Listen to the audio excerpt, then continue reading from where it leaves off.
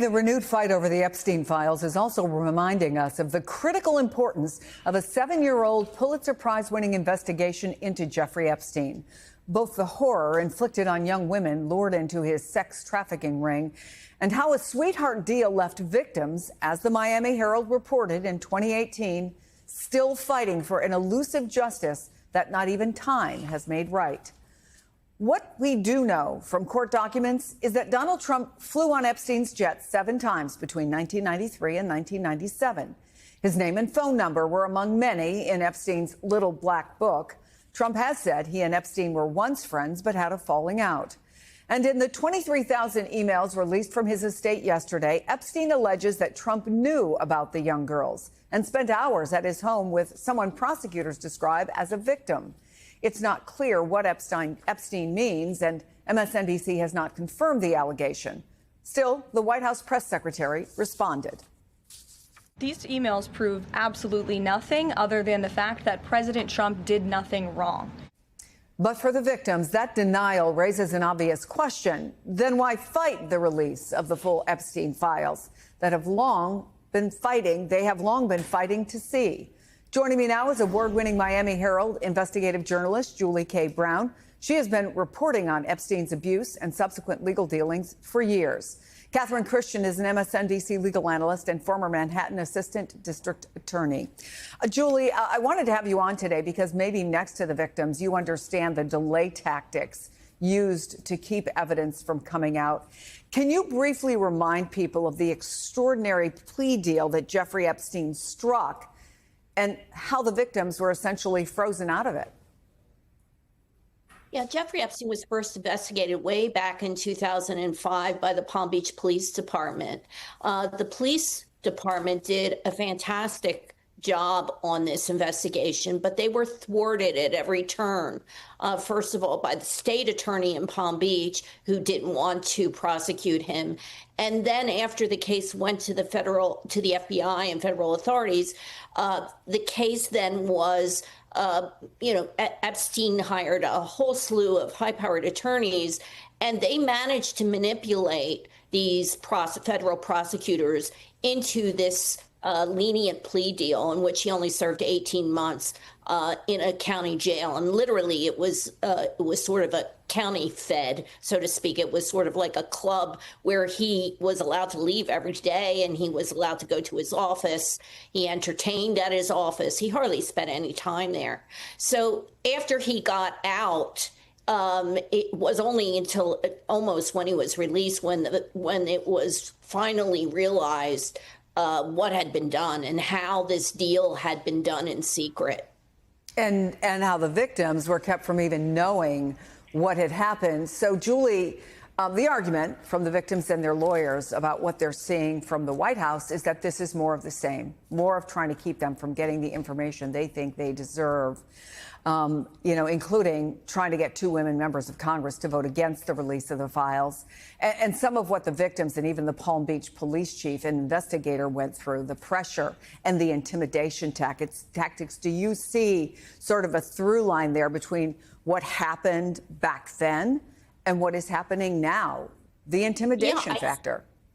I see it in all ways, including in the way that, quite frankly, Ghislaine Maxwell is being treated at this cushy prison she's in.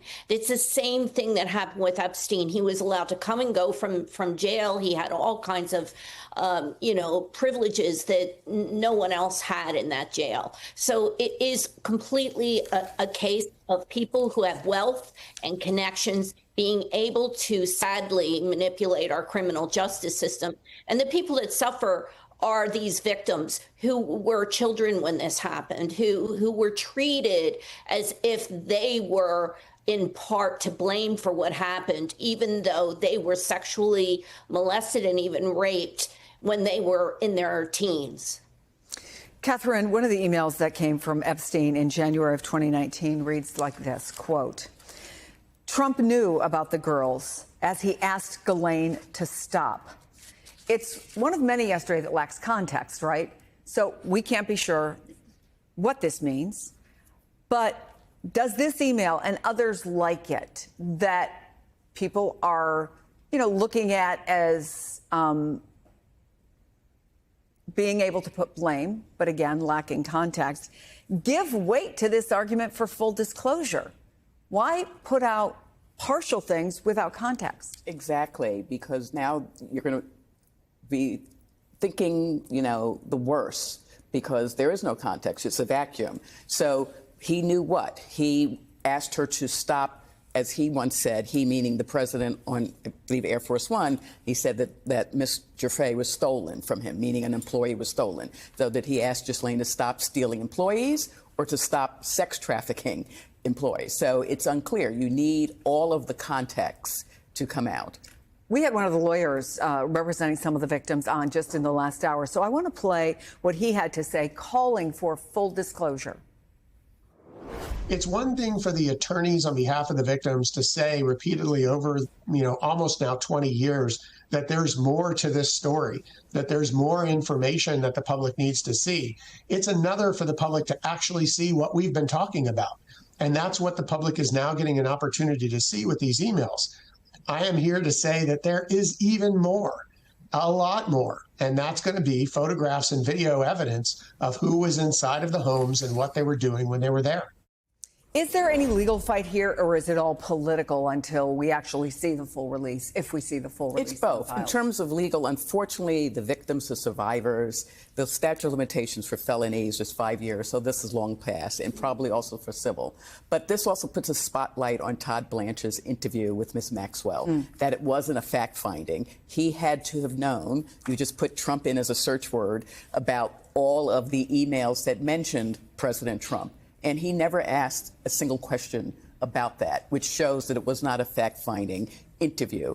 And we should also point out again that Todd Blanche was President Trump's personal attorney, and ethically he has a duty to his former clients, which is President Trump. So that may have factored also in not wanting to get any information that looks bad for his client. There's no indication that President Trump did anything illegal. In fact, Ms. Giuffre has even said that before she died in a deposition and in her book. But by not bringing everything out, it looks like you're hiding something. Julie, do we know anything about what the lawyer had to say about potential photos and videos that may be part of what's still out there that has not been seen publicly?